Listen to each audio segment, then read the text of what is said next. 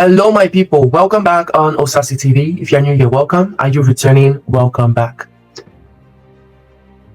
December 2nd, the International Day for the Abolition of Slavery. But let me tell you something. This isn't just history. This is blood that still flows. This is tears that still fall. This is survival that still fights. And this fight, it is not over. Not even close. So come with me. Let me take you on a journey. Not just through time, but through truth, through pain, through resistance, through courage, and through love. Because love is how we survived. From the great Captain Boni to the great Nelson Mandela, from the Benin Kingdom to Suriname's rainforest, from 1730 to 2025, from chains made of iron to chains made of fear, from slavery to freedom, and back again. Because here's the truth, slavery didn't end, it evolved. The Benin Kingdom, my hometown, Edo State, Nigeria. But let me tell you, what they don't teach you in schools. For over 800 years, the Kingdom of Benin was one of the most advanced civilizations in the world. Not just West Africa, the world. We had paved streets when Europe had mud roads. We had sophisticated political system with checks and balances centuries before Western democracy. We had the Oba, our divine king, who ruled with wisdom and spiritual authority. The Benin bronzes, masterpieces created by the Igun Eronwun Guild. Master bronze casters, whose techniques European artisans couldn't replicate. Ivory carvings, sculptures, documenting our history, our kings, our warriors, our culture. Art so sophisticated, European couldn't believe Africans created it.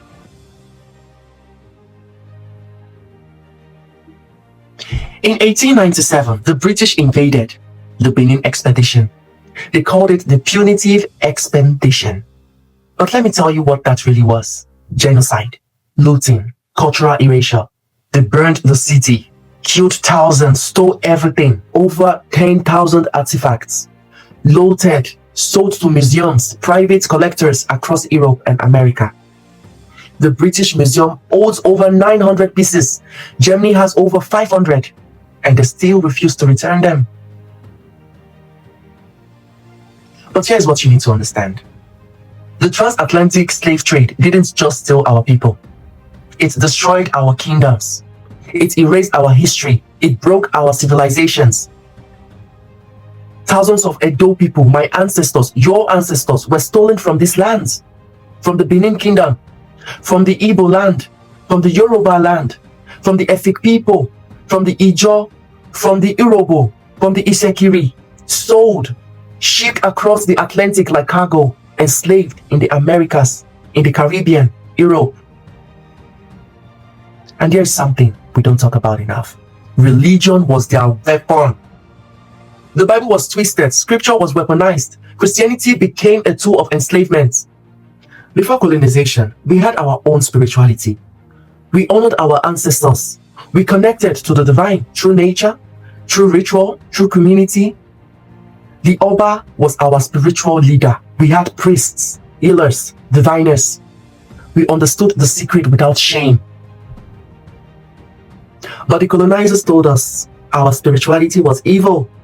Our gods were demons. Our practices were witchcraft. They told us slavery was God's will, that we were cursed. They said submission was holy. They used the Bible to justify our chains. But you know what? Our people didn't just survive. We resisted, we fought, we refused to be broken. We kept our culture in secret. We kept our languages in whispers. We kept our spirituality in hidden rituals.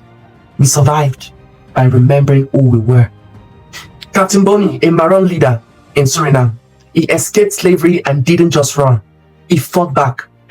He led a 50-year guerrilla war against the Dutch colonizers, built free black communities deep in the rainforests. They hunted him for decades. Never caught him.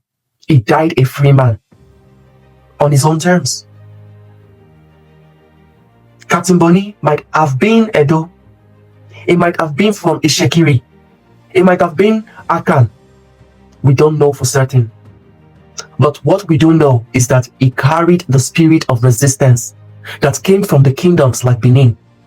The same spirit that built bronze masterpieces. Olaudah Equiano, born in Igbo land, Nigeria, just a child, 10 years old, kidnapped, enslaved, sold across the Atlantic, but it didn't stay broken. It bought its freedom.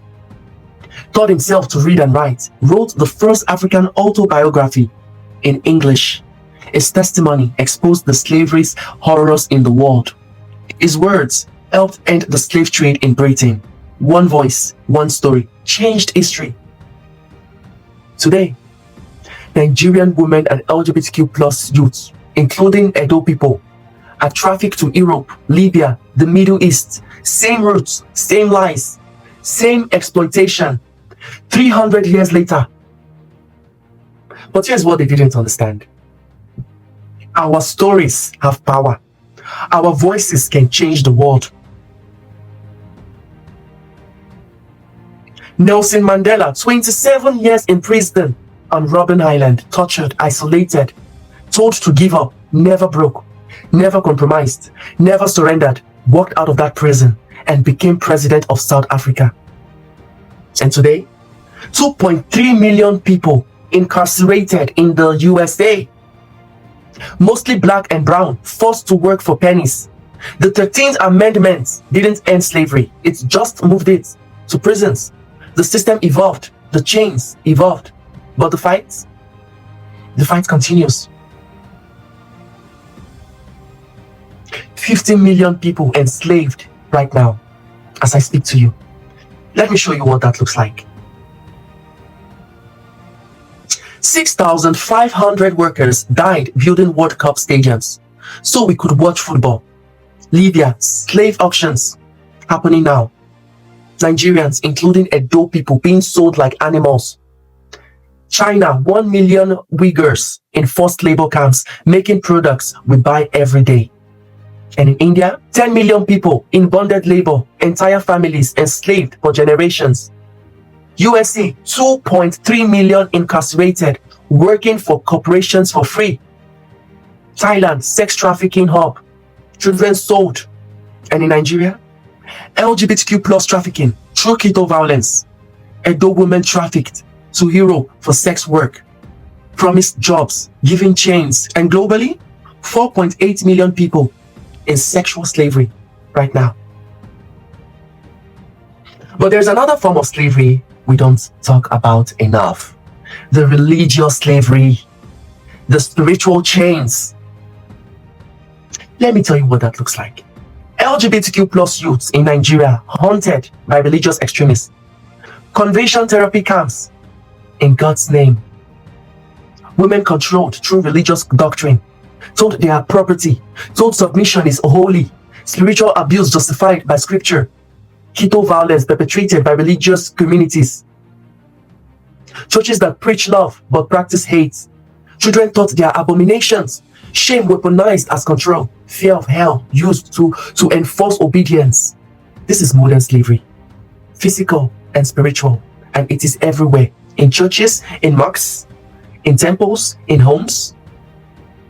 Everywhere, religion is used as a weapon.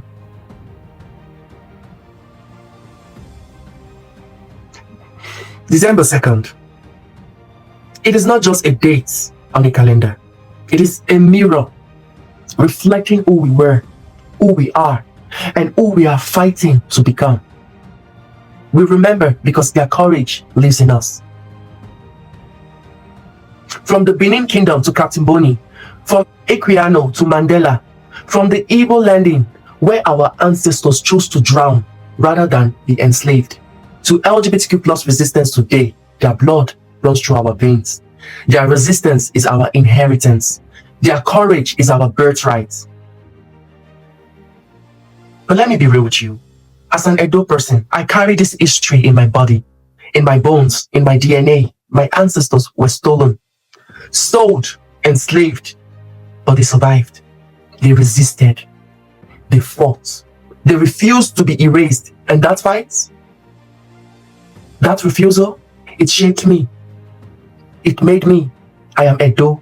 That means I come from bronze casters, from master artisans, from warriors, from kings. I come from a civilization that was so advanced. The British had to destroy it to feel superior.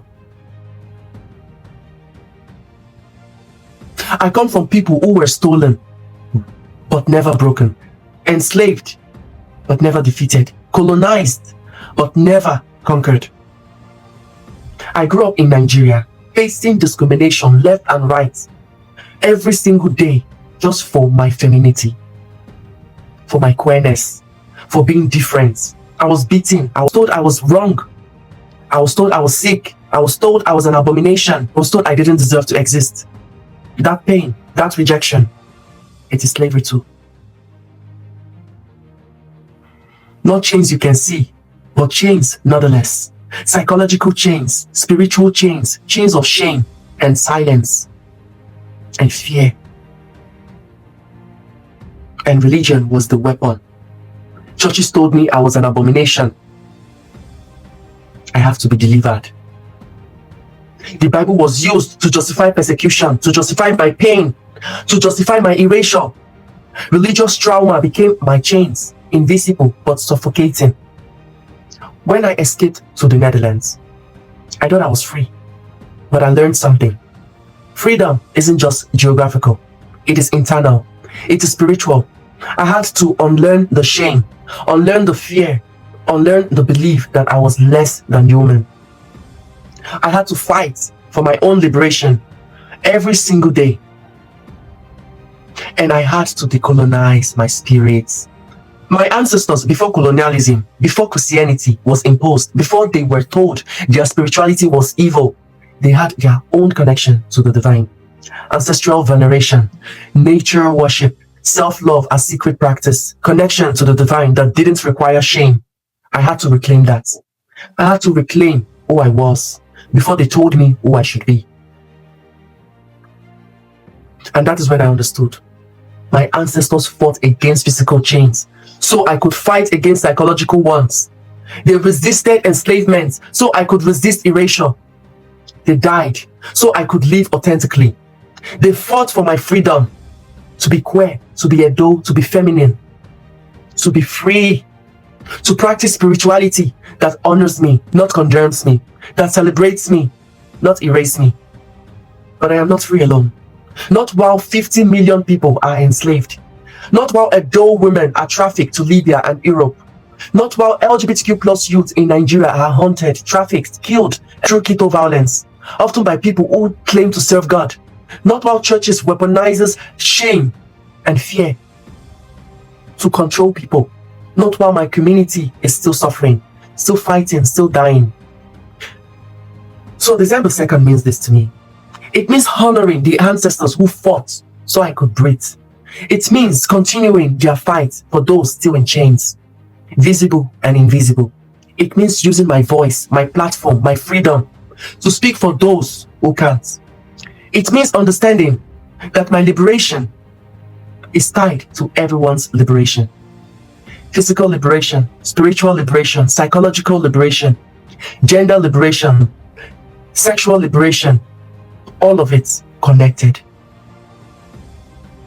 I am free because they fought.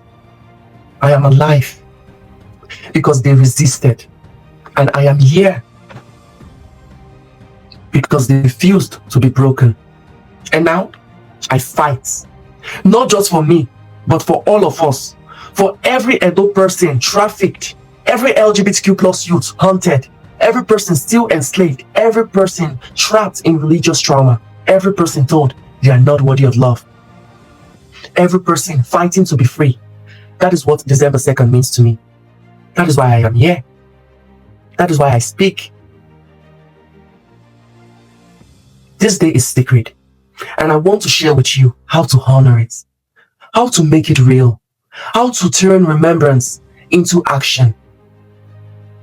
Light candles for those who died in chains. Feel their presence. Ask for their guidance. Create an altar. Pour libations. Speak their names. Sing liberation songs. Dance. Move your body to the African rhythm. Feel their freedom. Decolonize your spirituality. Reclaim ancestral practices. Practice love as sacred acts. Connect to the divine without shame, without fear, without chains. Educate yourself about modern slavery, especially the trafficking of Nigerian and Edo women, LGBTQ plus persecution, Kito violence, religious trauma, religious extremism. Donate to anti-trafficking organizations if you can. Support survivors. Volunteer your time. Demand strong laws. Boycott companies using forced labor. Mentor young people about resistance. Challenge religious institutions that weaponizes shame. Speak against conversion therapy. Support LGBTQ plus affirming faith communities. Protect children from spiritual abuse. Be the voice for those who cannot speak. Personally, journal about what freedom means to you. Reflect on your own liberation. Physical, psychological, and spiritual. Stay blessed, stay safe, with love and gratitude. Thank you for staying with me on this episode. Till next time. Bye-bye. Why is